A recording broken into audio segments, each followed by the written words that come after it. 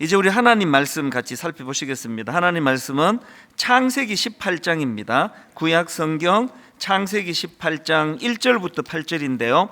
오늘도 다 자리에서 일어나셔서 하나님 말씀을 받들어 봉독하도록 하겠습니다. 창세기 18장 1절 제가 먼저 읽습니다. 여호와께서 마므레의 상수리 나무들이 있는 곳에서 아브라함에게 나타나시니라.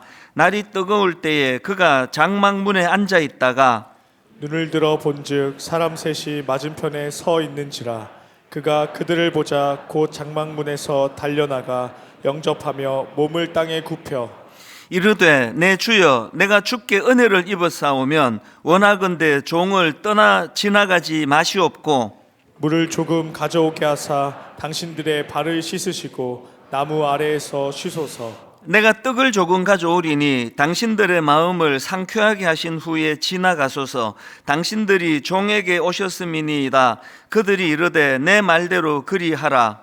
아브라함이 급히 장막으로 가서 사라에게 이르되 속히 고운 가루 세 스아를 가져다가 반죽하여 떡을 만들라 하고 아브라함이 또 가축대 있는 곳으로 달려가서 기름지고 좋은 송아지를 잡아 하인에게 주니 그가 급히 요리한지라. 아브라함이 엉긴 젖과 우유와 하인이 요리한 송아지를 가져다가 그들 앞에 차려놓고 나무 아래에 모셔 섬에 그들이 먹으니라. 아멘. 네, 자리에 앉아 주시기 바랍니다. 그 메디치 가문이라고요. 이 15세기부터 17세기에 이르기까지 이탈리아의 피렌체를 지배했던 가문이 있습니다. 그 내용을 살펴보면 살펴볼수록 믿겨지지 않을 정도로 엄청난 영향력을 행사한 가문인데요. 그래서 이제 보통 이 메디치 가문을 소개하는 글을 보면은 이런 식입니다. 이 가문은 당시 세계 최고 부자 가문이 되었고 교황을 2명이나 배출했으며 레오나르도 다빈치, 미켈란젤로, 갈릴레오 등 수많은 인물을 키워낸 가문이다. 이런 식으로 소개하기도 하고요. 또 그런가 하면은 또 이런 식의 소개도 있습니다. 이 가문은 중세의 낡은 시스템을 마감하고 르네상스라는 새로운 시대를 여는데 주역 역할을 했다. 이 가문은 무려 350년이라는 긴 세월 동안 르네상스와 예술에 이바지한 가문이었다. 그러니까 이 두 갈래로 엄청난 가문인데요. 그냥 어마어마한 인물들이 여기서 다 배출이 됐다.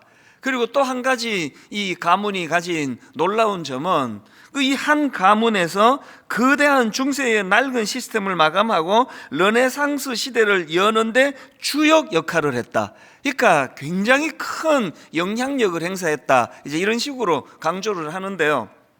그런데 사실 저는 제가 이제 이 메디치 가문에 대해서 관심을 갖게 된 데는 이 포인트가 좀 다른 데 있습니다. 이 사람의 마음을 얻는 법, 이런 제목의 책이 있는데요.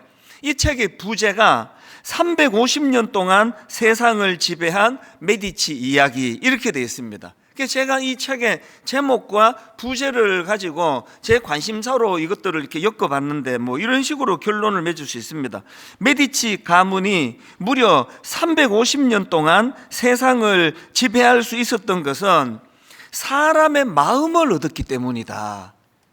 실제적으로 이 책 소개글에도 보면은 똑같은 내용이 나옵니다. 사람의 마음을 얻는 자 모든 것을 얻는다. 제가 이제 이 메디치 가문에 대해서 이런 생각을 하면서 요즘에 이제 좀 공부를 하고 있는데요. 왜 제가 이 메디치 가문에 대해서 관심을 갖게 됐냐 하니까 이 사람의 마음을 얻는 자 모든 걸 얻는다. 이 정신이야말로 예수님께서 우리에게 가르쳐 주시는 기독교의 핵심 정신이라고 할 수 있지 않습니까? 그래서 이제 이 메디치 가문에 대하여 책을 읽어보고 또 자료도 찾아보고 해보니까요, 이 사람의 마음을 얻는 법이라는 책에서 저자가 이 메디치 가문의 실질적인 창업자입니다. 이름이 좀 길어요. 조반니 디 비치 데 메디치. 그래서 제가 이 수능 시험에 이런 거 나오면 진짜 힘들겠다. 이름이 막 외울 수가 없이 긴데요. 이제 이 메디치 가문의 창업자인 이분이 이제 어떤 그 철학을 가지고 그렇게 엄청난 가문을 그렇게 만들게 됐나. 이게 저자가요, 그 사자성어 두 가지로 이분의 철학을 요약을 해놓았는데 굉장히 동의가 되더라고요. 하나는 뭐냐, 이 메디치 가문이 갖고 있던 그 가훈, 그 신조가 이 유약겸하라는 사자성어로 요약된다. 유약겸하가 뭐냐 하니까 약하고 부드러우며 겸손하여 자기를 낮추다. 이게 유약겸하예요. 그래서 이제 이 가문에서 갖고 있는 신조가 뭐냐면은 너의 유능함을 드러내지 마라. 너의 유능함을 드러내지 말고 뒤로 감추어라. 온화해야 된다. 몸을 낮추어야 된다. 조용히 처신해라. 뭐 이런 게 이제 이 가문에서 굉장히 강조되는 그 포인트인데, 이것도 예수님의 낮아짐의 정신하고 부합된다는 생각을 제가 해봤고요. 그런가 하면 또 하나 이 메디치 가문이 갖고 있던 두 번째 신조가 뭐냐 하니까 사자성어로 여민동락의 정신이라는 겁니다. 여민동락이란 이 백성들과 더불어 즐거움을 함께 한다. 이게 여민동락이거든요. 그래서 이제 이 메디치 가문이 갖고 있던 정신 중에는 이제 이 보통 사람들의 눈높이에다가 시선을 맞추어야 된다. 또 피렌체 시민들이 뭘 좋아하는지를 살펴서 그들이 좋아하는 것을 해야 되고 그들이 싫어하는 것은 추진하면 안 된다. 이게 이제 이 메디치 가문이 갖고 있는 기업 경영의 원칙이라는 겁니다. 이런 면에서 이제 이 메디치 가문이 갖고 있는 그 기업 경영의 대원칙은 이제 옳은 일을 하는 것, 옳은 일을 해야 된다는데, 이들이 주장하는 옳은 일이란 게 바로 이 언제나 대중이 진심으로 원하는 것, 그들에게 필요한 것, 이거를 이제 해야 된다. 그래서 이제 이 경영 원칙이, 사업을 하는 경영 원칙이 이제 이게 메디치 이 가문들이 갖고 있는 그 중심이 뭐냐면은 이 사람들에게 유익한 거, 사람들이 필요로 하는 거라면 이게 손해를 보더라도 이것들을 사업에 추진해야 되고, 그리고 또 반대로 이렇게 하면은 이제 이 수입이 많이 생기는 어떤 뭐가 있다 하더라도 이것이 이제 그 사람들에게 이게 별로 유익하지 않은, 사람들이 원하지 않는 거라면 과감하게 포기했다. 그 제가 이제 이런 내용들을 쭉 살펴보면서 이게 이제 뭐 사람들한테 아부하자는 게 아니라 정말 이게 그 여민동락의 정신이구나. 이게 함께 즐거움을, 함께 기쁨을 나누는 거. 그 저는 이제 이 내용을 가지고 쭉 그 공부를 하면 할수록 계속 한 장면이 이 머릿속에서 계속 지워지지가 않는 겁니다. 그게 어떤 장면인가 하니까 마가복음 3장에 나오는 안식일에 예수님께서 손마른 장애인을 고쳐주시는 그 장면이에요. 그 흐름 다 아시잖아요.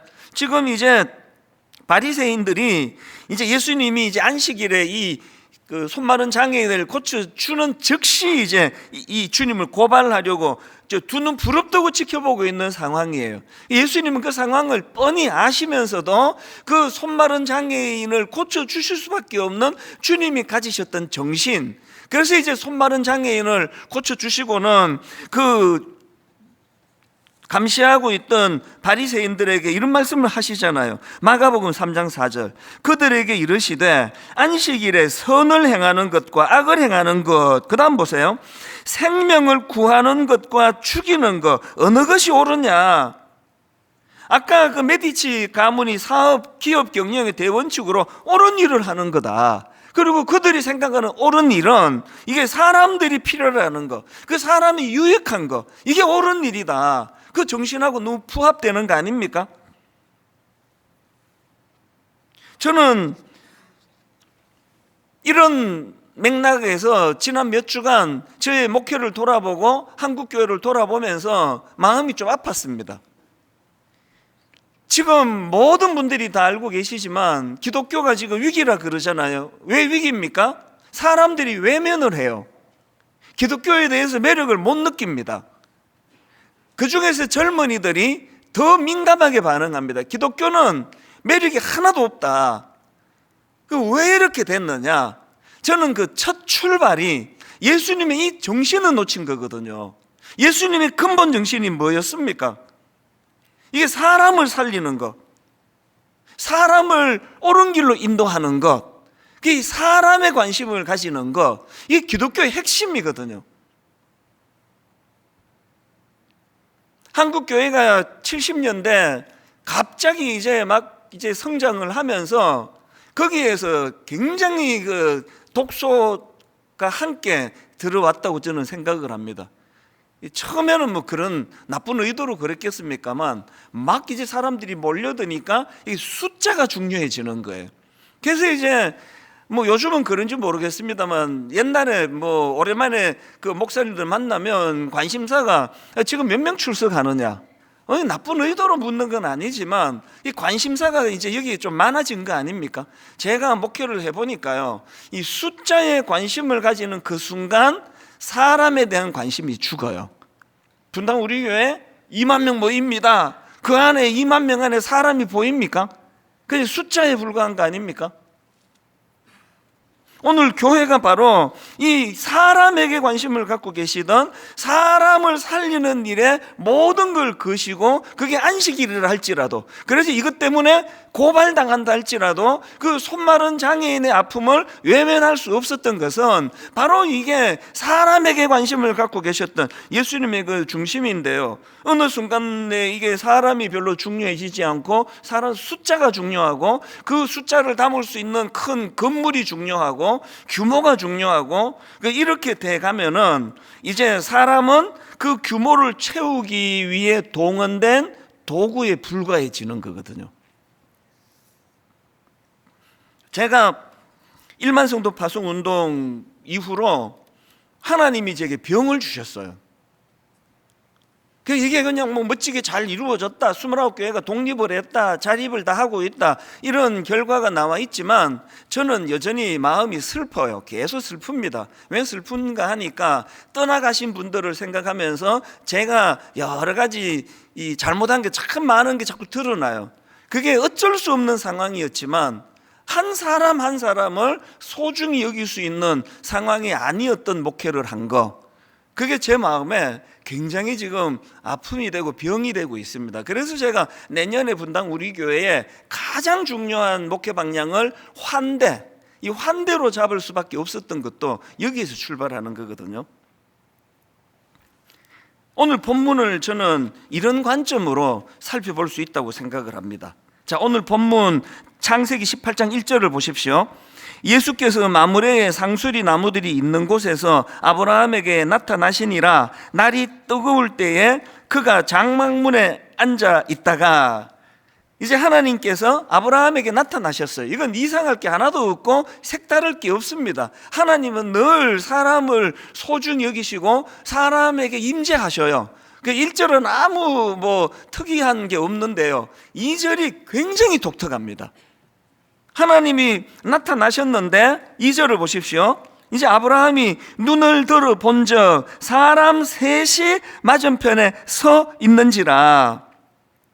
하나님께서 아브라함에게 나타나셨는데 사람의 모습으로 나타나셨어요. 그것도 나그네의 모습으로 나타나셨습니다.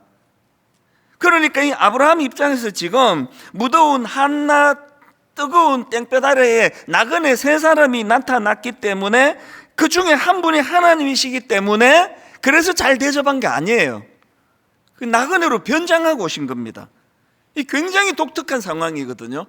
그럼 이런 질문을 할 수 있잖아요. 하나님은 왜 이런 굉장히 독특한, 왜 사람의 모습으로, 그것도 한 땡볕에, 여기 이 1절에 나오는 날이 뜨거울 때 이거를 그 원어로 직역하면은 한낮 가장 더운 시간이에요.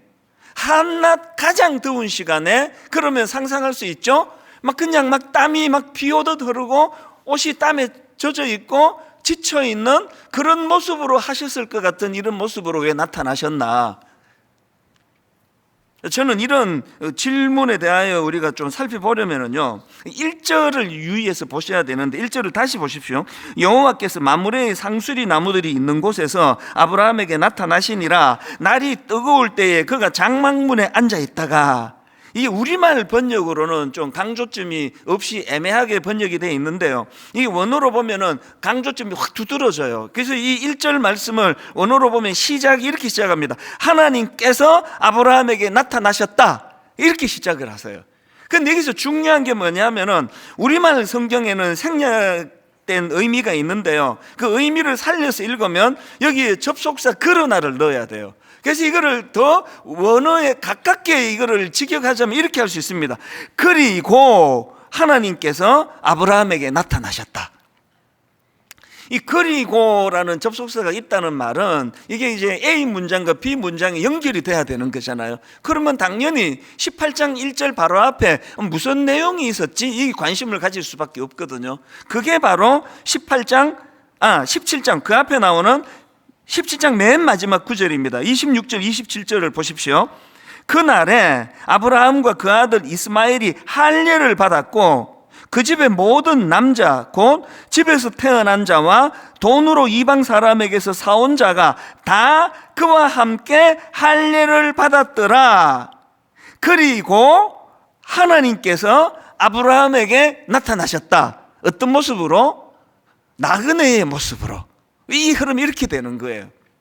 자, 그러면 하나님이 왜 나그네의 모습으로 그렇게 제 표현으로 변장하고 나타나셨나? 그렇게 질문을 던져본다면 할례 받은 이후에 아브라함의 태도를 점검해 보러 오신 거라는 거예요.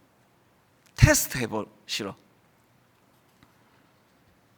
이게 참 우리들에게도 의미가 있는 게요, 그 성경에 보면은 이제 신약으로 오면은 이 구약의 할례를 어떻게 의미를 부여합니까? 마음의 할례라는 표현을 몇 번이나 쓰는 걸 우리가 볼 수 있거든요. 자, 로마서 2장 28절 29절을 보십시오. 무릇 표면적 유대인이 아니요 표면적 육신의 할례가 아니니라. 오직 이면적 유대인이 유대인이며 할례는 마음의 할진이에요. 그런가 하면 이 구약의 할례의 의미를 여러 군데서 설명한 걸 제가 여러 개를 다 정리를 했다 하나만 읽어드려 보려고 하거든요. 신명기 30장 6절을 세 번역으로 읽어드리겠습니다. 주 당신들의 하나님이 당신들의 마음과 당신들 자손의 마음에 할례를 베푸셔서 순종하는 마음을 주실 것입니다. 그리하여 당신들이 마음을 다하고 정성을 다하여 주 당신의 하나님을 사랑하며 살 수 있게 하실 것입니다. 우리가 예수 그리스도의 십자가로 말미암아 그분의 자녀가 되고 죄 용서함을 받고 우리 마음의 할례를 받았습니다. 이 마음의 할례를 받은 자들은 하나님에 대하여 마음을 다하고 정성을 다하고 그 하나님을 사랑하며 살아가야 될 의무가 주어진 거예요. 그래서 이제 우리가 진짜 교회만 왔다 갔다 하는 사람인가, 진짜 마음의 할례를 받은 하나님의 자녀인가를 점검하는 잣대가 여러 가지 있는데, 그 하나님께서 아브라함에게는 나그네로 변장하셔서 뭘 체크하는 겁니까? 지금 가장 그 중동 지역의 가장 뜨거운 한낮에 땀을 뻘뻘 흘리며 찾아온 이 나그네를 어떻게 대하는가에 대한 태도가 하나님이 아브라함에게 가장 먼저 점검하신 거예요. 그리고 이제 그 다음으로 넘어가면은 중보기도예요. 그 타락하여 망할 수밖에 없었던 그 소돔을 향하여 하나님께서 중보기도를 요구하시거든요. 이런 흐름이에요. 자, 그렇다면은 오늘 저와 여러분들이 신앙생활에 아브라함에게 점검하셨던 그 잣대로 여러분이 점검한다면, 난 그동안 모태신앙이고 교회만 왔다 갔다 했지 나 하나님 안 믿었어, 나는 예수님 안 믿어서 십자가 어떻게 믿냐 그랬는데, 어느 날 예배가 온데 하나님이 나를 찾아주셨고 나는 이제 하나님을 믿게 됐어. 그랬을 때 여러분이 진짜 변화된 크리스찬인지를 점검하는 강력한 잣대가 나그네 어떻게 대하느냐를 보시는 거예요. 이게 오늘 본문에서 제가 강조하는 중요한 핵심입니다. 그래서 여러분, 성경에서 이런 정신을 여러 군데서 언급하는 것을 저는 이번에 알게 됐는데요. 에베소서 5장 22절입니다. 아내들이여 자기 남편에게 복종하기를 죽게 하듯 하라. 이게 무슨 말씀입니까? 이게 이제 남편들이여로도 나오는 똑같은 요구가 나오잖아요. 이게 뭘 의미합니까? 예수 믿는 가정에서 결혼을 했을 때 우리가 어떻게 하라고 요구하시는 겁니까? 내 아내를, 내 남편을 환대하는 거예요. 온 정성을 다해서 섬기는 거예요. 남자가 더 섬겨야 된다, 여자가 더 섬겨야 된다, 이 소리 하지 말고 정말 이 아내가 변장하고 찾아온 예수님일지도 모른다. 이런 정신을 가지고 그렇게 섬기려는 거예요. 사실 제가 이 말씀을 준비하면서 이게 약간의 부작용이랄까요? 무슨 생각이 자꾸 드는가 하면, 제가 이제 낮 동안에 주중에는 상담이나 교역자랑 이제 면담이나 뭐 이제 이런 것들을 주로 하지 않습니까? 그래서 이제 뭐 예를 들면 이제 오후에 이제 2시에 한 팀을 약속을 하고, 또 3시에 또 어떤 분과 약속을 하고, 4시에 어떤 분과 약속을 하고, 또 때 5시에 약속을 하고, 이렇게 막 촘촘하게 잡을 때가 있습니다. 뭐 매일매일 그런 건 아니지만. 그러면 이제 2시에 이제 어떤 분을 만나서 제가 상담을 하고 나면, 그분이 가시면 요 근래 자꾸 이런 생각이 들어요. 혹시 변장하고 하나님이 다녀가신 건가? 그럼 내가 어떻게 상담을 했어야 되지? 내 좀 이게 무성의한 거 아닌가? 이런 생각이 쑥쑥 드는 거예요. 그래서 이제 2시에 하고, 3시에 다른 사람하고, 4시에 어떤 분 상담하고, 5시에 하면은 어떨 때는 피곤해요. 이게 막 그냥 어떨 때 화장실도 못 가요. 그래서 제가 이 5시 스케줄은 다음으로 미룰 걸 그랬나? 그러면 요 근래 자꾸 이런 생각이 들어요. 5시에 변장한 주님이 오실지도 모르는데, 이게 이제 제가 이 말씀을 계속 묵상하면서 우리가 하나님 앞에 이 사람들을 대하고 사람들을 상대할 때 이 정신으로 하자는 거예요. 그래서 아내를 대하고 남편을 대할 때 정말 죽게 하듯이 해라. 그리고 또 골로새서 3장 23절도 마찬가지입니다. 무슨 일을 하든지 마음을 다하여 죽게 하듯 하고, 그 다음 보세요. 사람에게 하듯 하지 말라. 그래서 제가 내년에 분당 우리 교회에 강력한 교회 목표를 환대로 잡은 거예요. 환대. 우리가 그동안 뭐 은혜 받는다 그래서 뭐 예배 시간에 막 꽉꽉 모여가지고 막 찬양하고 기도는 많이 했는데, 우리가 이 하나님의 테스트에서는 분당 우리 교회 반드시 저는 이게 실패했을 거라고 생각을 해요. 사람에게 관심을 별로 주지 못하는 상황이었습니다. 그게 또 핑계거리가 됐는데, 이걸 내년에 한번 뛰어넘어 보자는 거예요. 제가 여러분 이번 성탄절을 맞이해서 교회적인 행사 지금 많이 안 하고 있는데, 한 가지 꼭 부탁을 드리고 싶어요. 여러분 이번 성탄절 날 전후로, 혹은 뭐 성탄절 이후에 연말이라 할 때 꼭 주변에 여러분 한 사람이나 한 가정이나 우리 다락방이나 여러분 가정으로 좀 초대하실 수 없을까요? 우리 하나님이 변장하고 오신 것 같은 땀을 뻘뻘 흘리는 좀 지쳐 보이는 어떤 약한 사람, 그런 분들을 우리 가정에 한번 좀 초대하시는 일을 한번 해보면 어떨까요? 그게 성탄절의 정신 아닐까요? 앞에서도 말씀드렸지만 저는 사실 일만수도 파송 운동이 이제 성공적으로 잘 이루어졌다, 그래서 와서 막 칭찬하고 이런 목사님도 있지만, 저는 일만성도 파송 운동이 잘 이루어진 게 마음에 별로 크게 기쁘지 않아요. 왜냐하면 이 자체가 기쁘지 않다는 게 아니라 오히려 이 일 때문에 내가 겪어야 되는 슬픔이 더 크기 때문이에요. 그렇게 이제 떠나가 버린 분들이 더 기회가 없는데, 제가 그분들에게 제대로 섬기고 대접을 잘 했나? 이런 생각을 하면 저 마음이 아파요. 그래서 내년에 이제 정말 한번 분당 우리 교회적으로, 그래서 내가 아침에 내가 9시 출근해가지고 1시간 단위로 내가 오후 6시까지 만나, 그래서 내가 한 8명을 매일매일 내가 365일 만나봐야 우리 성도 내가 몇 명이나 만나겠냐고. 그래서 안 하는 것보다는 하는 데까지는 하자는 거예요. 할 수 있는 데까지는 섬기고, 할 수 있는 데까지는 만나고, 할 수 있는 데까지는 메디치 가문이 갖고 있는, 그리고 예수님의 근본 정신인 사람을 소중히 여기는 것, 사람을 기쁘게 하는 것, 사람을 옳은 길로 인도하는 것, 여기에 우리의 온 마음을 다 집중해 보자는 겁니다. 이런 맥락으로 제가 아브라함을 쭉 분석해 보면서 좀 부러워요. 아브라함은요, 이 하나님의 테스트에 분명히 합격했을 겁니다. 그냥 합격한 게 아니라 막 우수한 성적으로 합격했을 거예요. 성경을 제가 한번 증명해 드릴게요. 아브라함의 변장하고 찾아오신 하나님에 대한 아브라함의 태도를 한번 보세요. 반응. 본문 2절입니다. 눈을 들어본 적 사람 셋이 맞은편에 서 있는지라 그가 그들을 보자 곧 장막문에서 어떡합니까? 달려가요. 달려나가 영접하며 몸을 땅에 굽혀. 아까 앞에서 말씀드렸죠. 아브라함이 셋 중에 한 분 하나님이시다. 그래서 한 거 아니에요. 왜 막 달려갔을까요? 우리 상상할 수 있잖아요. 그 중동 지역에 가장 뜨거운 그 날씨에 땀을 뻘뻘 흘리며 찾아온 낯선 세 사람의 나그네를 온 정성을 다하여 섬기는 아브라함의 태도가 배어 있는 거거든요. 그 다음에 6절도 보십시오. 아브라함이 급히 장막으로 가서 사라에게 이르되 속히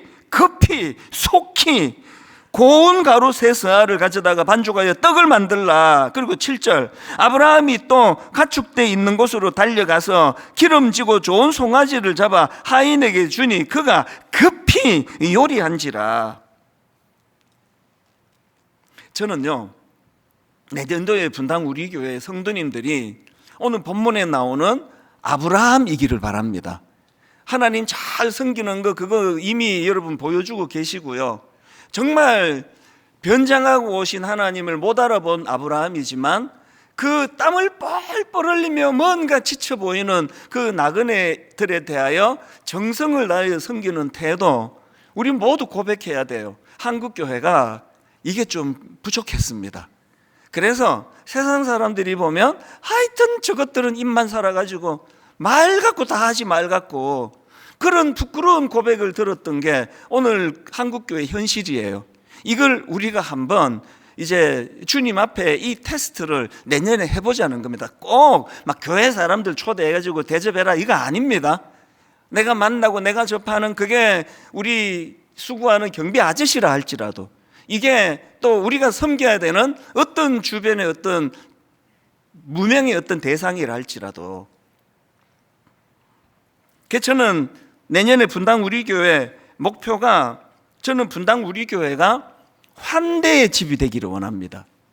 환대의 집. 누가 이 교회를 찾아오든지 뭐 처음 오든지 창립 때부터 오셨던 분이든지 그런 거 구분 짓지 않고 서로 환영해주고 예배 드릴 때만 뭐 형제 사랑 이런 게 아니라 주차장에서부터 언제든지 넉넉하게 내 뒤에 차를 나보다 먼저 가도록 양보해 주는 이런 환대하는 거, 이런 것들이 교회에 문화로 자리 잡게 하는 게 그게 제 꿈이고요. 그런가 하면은 또 분당 우리 교회가 갖고 있는 지금 추진하고 있는 가평 우리 마을, 이게 지금 허가도 잘 안 되고 생각지도 못한 복병들이 막 계속 나타나서 이게 막 계속씩 늦어져서 이것 때문에 내가 막 병이 생길 지경이었는데 근래에 내 생각을 바꿨습니다.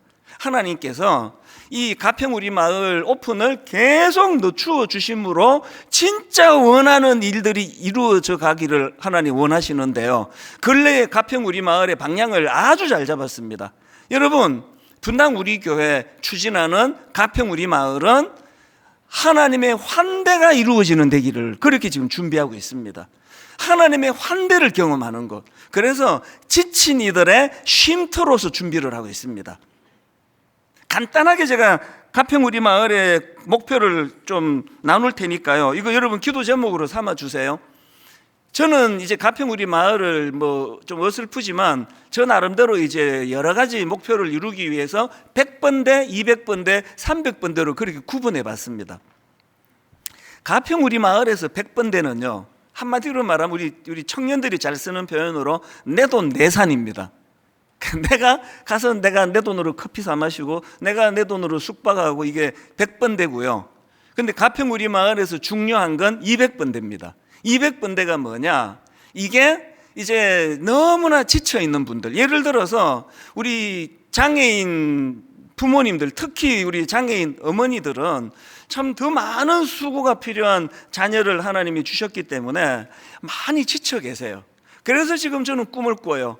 가평 우리 마을에 200번대, 이제 지쳐있는 장애인 부모님들을 거기에 어떤 대가도 받지 않습니다. 그분들을 초대해서 가평 우리 마을에서 1박 2일로 혹은 어떨 때는 좀 더 많은 쉼이 필요한 분들에게는 2박 3일로 극진히 대접하는 프로그램을 준비하고 있습니다.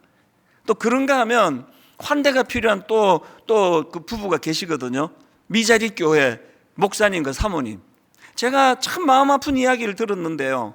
미자리 교회 사모님들의 60%인가 70%가 우울증이래요. 그만큼 지쳐 있다는 거거든요.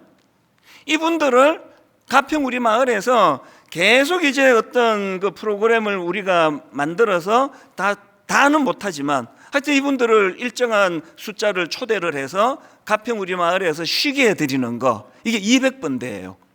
또 여러분 또 이 시대에 너무나 지쳐있는 어떤 그룹이 있다, 그거 알려주시면 누구를 막 나오고 초대해서 어떤 그 뭐 회비 이런 거 없이 완전히 섬겨드리는 이런 것들이 가평 우리 마을에서 이루어지기를 꿈꾸고 있습니다. 그 다음에 이제 300번대는 제가 이름을 이렇게 적어봤습니다. 공익대요. 가평 우리 마을은요, 일반 교회의 수련회 장소로 우리는 빌려주지 않을 거예요. 그런데 100명 미만의 개척교회 수련회 장소로 적합하도록 공간을 그렇게 만들어 놓은 데가 있습니다. 그리고 우리 장애인 학교 수련회, 또 교회에 있는 장애인 부서 수련회, 이런 것들을 할 수 있도록 이제 언제든지 그분들에게 이 공간을 빌려줄 수 있도록 300번대로 정리를 했거든요. 이걸 제가 다 설명을 설교 시간에 못 드리니까요. 이제 이번 주 중으로 제가 영상을 지금 만들 계획입니다. 그래서 이제 출발부터 지금까지 모든 과정을 한번 정리를 하고 우리가 꿈꾸는 가평 우리 마을. 그래서 이제 하나님께 이제 기도합니다. 이제 진짜 이제 방향 잡았으니까 하나님 내년에는 오픈 좀 하게 해주세요. 여러분 기도해 주세요. 그래서 내년에 가평 우리 마을은 정말 그 지친 이들이 모여드는 곳, 하나님의 환대가 이루어지는 곳, 이런 공간이 되기를 원하고요. 이런 생각을 제가 하면서 이 본문을 묵상하다가 보니까 이제 내년도 분당 우리 교회 목표가 생겼습니다. 이 본문에서 제가 그 구호를 좀 따왔는데요. 두 가지 새해에 분당 우리 교회 새해에 두 가지 목표가 있습니다. 첫 번째 목표가 이 구호가 막 굉장히 넘치는 한 해가 되기를 바라는데, 이게 뭐냐? 나무 아래에서 쉬소서예요. 이 4절에서 따왔습니다. 아브라함이 변장하고 오신 하나님께 나그네인 줄 알고 이렇게 이야기합니다. 4절, 물을 조금 가져오게 하사 당신들의 발을 씻기시고 나무 아래에서 쉬소서. 이거는요, 너무 강렬한 그 떼양볕 아래 지쳐있는 육신을 배려해 주는 표현이에요. 그래서 나무 아래에서 쉬소서, 이 지친 몸의 필요를 채워주는 환대라면, 두 번째 우리 교회에서 난무하기를 바라는 구호가 이겁니다. 당신의 마음을 상쾌하게 하신 후에 지나가소서. 5절에서 그대로 따왔습니다. 내가 떡을 조금 가져오리니 당신들의 마음을 상쾌하게 하신 후에 지나가소서. 이 4절이요, 나무 아래에서 쉬소서, 이게 지친 몸을 배려하기 위한 그런 환대라면, 5절은 우리 인간은요 영혼을 가진 동물이에요. 존재예요. 그래서 몸 편하다고 편해지지 않습니다. 그래서 우리의 영이, 또 우리의 정신이 이게 쉼을 얻어야 되거든요. 그래서 우리의 마음이 상쾌하게 하신 후에, 이 두 구호가 정말 내년에 우리 인사말처럼 나왔으면 좋겠는데요. 오늘 한번 연습 한번 해보시면 좋겠습니다. 한번 저를 따라 이렇게 먼저 한번 따라해 보세요. 나무 아래에서 쉬소서. 지친 사람들이 교회를 찾아오면 바로 이 나무 아래, 저는 결심한 게 있습니다. 오늘 이후로 예배 시간에 조는 분에 절대 방해하지 않기로 했습니다. 이 제 톤이요, 이게 막 피곤할 때 들으면 좀 신경질 나는 톤이잖아요. 이렇게 날카로워가지고 내가 이게 반성해요. 주무시는데 방해될까봐 소리를 많이 줄이겠습니다. 나무 아래에서 쉬소서. 괜찮아요. 분당 우리 교회는 영적으로 거대한 나무 그늘을 제공해 주는 교회가 되기를 바라요. 그럼 두 번째로 한번 따라해 보세요. 당신의 마음을 상쾌하게 하신 후에. 분당 우리 교회는 정말 마음이 지친 자들이 그 상쾌해지기를 원해요. 그래서 이 교회에서 온전한 회복이 일어나고, 그리고 힘을 얻는다면 그렇게 또 우리가 세상을 섬기고 이웃을 돕고 또 다른 차원에서 작은 교회들을 섬기고 이렇게 갈 수 있다고 저는 보거든요. 그런 면에서 분당 우리 교회는 내부적으로는 이제 쉼터가 되기를 원하고요. 하나님의 환대가 경험되어지기를. 그래서 내년에는 막 가정으로 좀 어지간하면 식사 초대하고 차 마시러 가고 교제가 이루어지고, 요즘에 현대인들이 가정을 개방 안 하잖아요. 내년에 진짜 제가 이 캠페인을 할 생각입니다. 그런가 하면 한 가지 더 있습니다. 원래 일만성도 파수 운동이 잘 이루어졌는데요, 이 정신은 계속 흘러가야 됩니다. 그저 이제 뭐 우리 할 일 했고 우리끼리 한번 잘 살아보자, 이거 안 됩니다. 그래서 저는 내년에요, 이미 예고해 드렸잖아요. 이제 11교회를 이제 이미 개척한 교회 중에 조금만 더 후원해 드리면 잘 부흥하게 될 11교회를 지금 진행 중에 있습니다. 그런데요, 이 11교회를 이제 지금 선정을 해가는 과정에서 많은 목사님들이 이렇게 이야기를 해요. 목사님, 물질적으로 후원해 주는 것도 고맙지만 우리가 진짜로 필요한 거는 목회 철학을 배우는 겁니다. 교회론을 배우는 겁니다. 세미나 좀 열어주세요. 그래서요, 원래 12월 말에 이제 이거를 선정하기로 결정을 했다가 한 석 달을 미루었습니다. 내년 3월 1일 날, 3월 첫 주일 날 이제 결정하는 걸로 하고, 이번 겨울에 이 목사님들을 초대해서 세미나를 열기로 했습니다. 이분들에게 분당 우리 교회의 노하우를 전수해 드리고 싶은 거예요. 교회론을 가르쳐 드리고 싶고 목회론을 그들에게 지도해 주고 싶은 겁니다. 그리고 이제 3월 첫 주부터 이제 11교회가 발표가 되면은 한 교회당 4억 원을 후원할 계획이에요. 2억 원은 분당 우리 교회에서 후원할 거고요, 나머지 2억 원은 29교회가 이번에 세워지는 과정에서 이제 전체가 한 250억 전후가 들어간 것 같아요. 그래서 이제 우리 드림센터를 이제 은행에다가 담보로 맡기고 이제 융자도 없고 그랬는데, 제가 29 목사님들한테 이거 다 갚아라, 반드시 갚아야 된다, 이제 그렇게 막 굉장히 강하게 이야기를 했는데요, 이거를 분당 우리 교회로 갚는 게 아니라 이제 이거를 꿈으로 갚자. 그래서 이제 29교회에 한 250억 들어간 금액을 이제 통장을 하나 만들었습니다. 이제 교회가 자립이 되고 재정이 되면 이 통장으로 우리 교회를 갚는 게 아니라 이 꿈의 통장으로 이것으로 갚아 나갑니다. 그래서 이제 올 한 해에 11교회가 세워지면 분당 우리 교회가 2억 원을 새롭게 부담을 하고, 이 통장에서 이제 2억씩 해서 22억이 이제 여기서 이제 출연이 될 거예요. 그리고 이제 우리의 꿈은 지금부터입니다. 내년부터 이제 한국교회에 조금만 후원하면 일어날 수 있는 교회들을 권역별로 섬기기로 했습니다. 그래서 이제 원래 우리가 수도권을 이제 섬기고 있잖아요. 이제 그 다음에 충청도권, 그 다음에 전라도권, 그 다음에 경상도권, 그 다음에 강원도권, 그 다음에 제주도권, 어디가 먼저 할지는 모르겠습니다. 뭐 심지 뽑기를 할지. 그래서 이제 1년에 적어도 한 10교회 정도씩 이제 한 4억 정도로 후원할 뿐만 아니라 그들에게 목회 철학을 가르치고 교회를 잘 섬기도록 해서, 여러분 막 가슴이 벅차지 않으세요? 이 한 교회가 이제 매년 전국에 있는 교회들, 이제 그 지역에 있는 교회들과 연대하고 29교회랑 연대하고 지금 이미 11교회 선발하는 이 일에는 제가 참 존경하는 여러 목사님들을 만나 우리 일 같이 하자. 그래서 같이 지금 연대하고 있습니다. 표정이 좀 어두운 분이 계신데요. 아이고, 우리가 끝난 줄 알았지. 또 하는 거야? 또 할 거예요. 또 해야 돼요. 그런데 여러분, 이게 여러분에게 영향을 나쁘게 미치지 않습니다. 왠지 아십니까? 하나님은요, 정확하신 분이에요. 우리가 지친 이웃을 섬기고 나그네를 섬기는 일을 행하면은 하나님은 그 일이 가능하도록 우리를 먼저 회복시켜 주세요. 우리에게 먼저 힘을 주세요.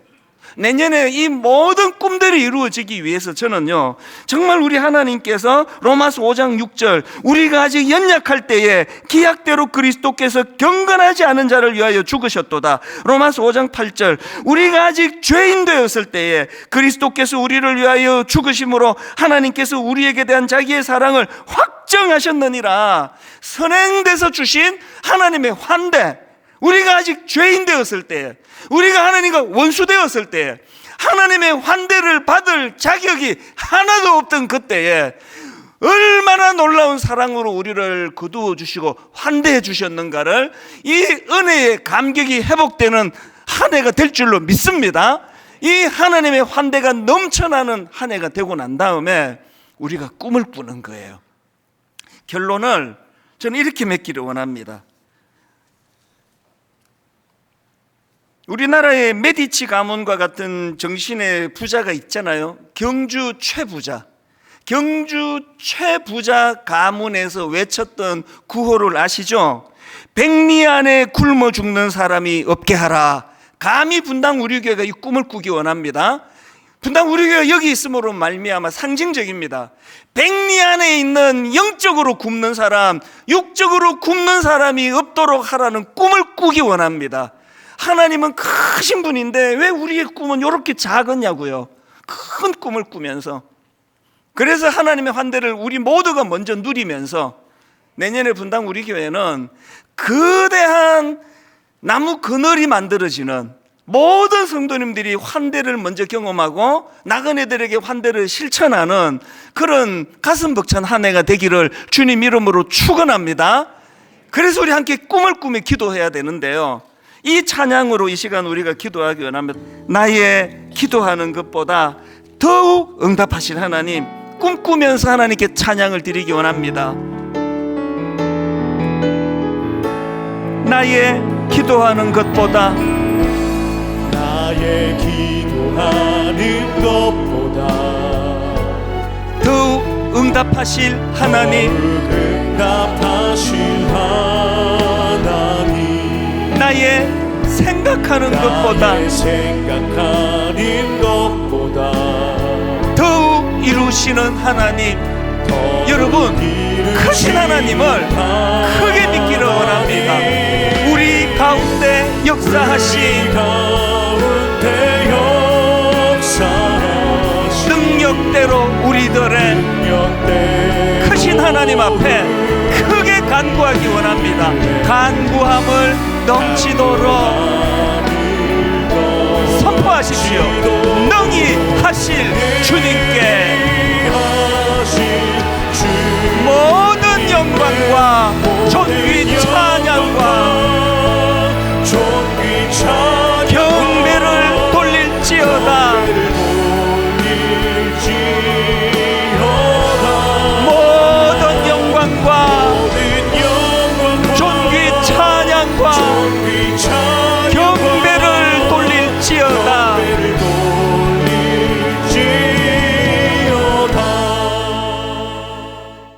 우리 주 예수 그리스도의 은혜와 하나님 아버지의 다함없는 사랑과 성령님의 감동, 감화, 위로교통 충만하심의 역사가 오늘 주신 말씀 마음에 담고 힘얻어 달려가기로 다짐하며 예배하는 모든 주의 자녀들 머리 위에 지금부터 영원토록 함께 하시기를 간절히 축원하옵나이다. 아멘.